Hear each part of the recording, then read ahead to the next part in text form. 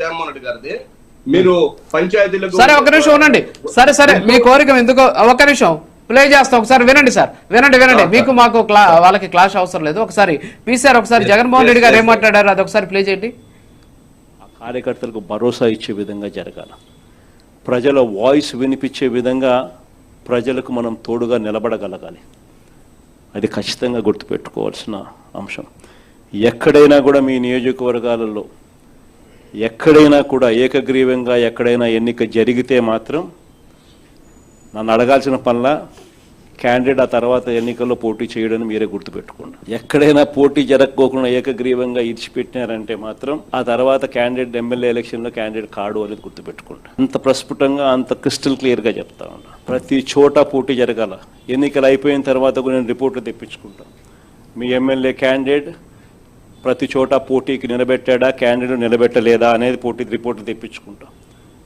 నిలబెట్టిన తర్వాత మీ MLA candidate ఆ క్యాండిడేట్ ఏ విధమైన సపోర్ట్ ఇచ్చినాడు. సార్ ఈ మీటింగ్ జరిగింది మున్సిపాలిటీలకి జరిగింది, మీటింగ్ జరిగింది. ఆ మీటింగ్ లో మేము కూడా ఉన్నాం సార్, ఆ మీటింగ్ లో మేము కూడా ఉన్నాం. అది ఆ మీటింగ్ జరిగింది ఎంపీటీసీలు జెడ్పీటీసీలు మున్సిపాలిటీలకు జరిగింది, కార్పొరేషన్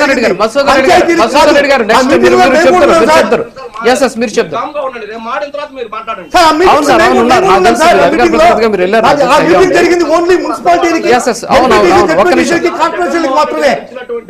సరే సరే ఓకే సార్, ఓకే ఓకే మునిగి సరే సరే మునిగిరీష్ గారు, సరే సరే ఇప్పుడు మునిగిరీష్ గారు, సరే జగన్మోహన్ రెడ్డి గారు అన్ని చెప్పలేదు, ఓకే సరే ఇప్పుడు వాళ్ళు స్టార్ట్ చేసుకున్నారు. సర్పంచులు కాదంట, సరే సర్పంచులు కాదంట, కాదు సార్ సర్పంచులు కాదంట, సరే సర్పంచులకి కాదంట, ఎంపీటీసీ జడ్పీటీసీలకి పార్టీ గుర్తుల మీద గెలిచే వాళ్ళకంట. సరే ఇప్పుడు మాట్లాడండి. ఎక్కడైనా జగన్మోహన్ రెడ్డి గారు ఇచ్చిన స్పీచ్ లో అందరూ చూశారు, చర్చలో పాల్గొన్న వాళ్ళు చూశారు, రాష్ట్రం మొత్తం మీద కూడా ప్రైమ్ లైన్ వీక్షకులు అందరూ చూశారు.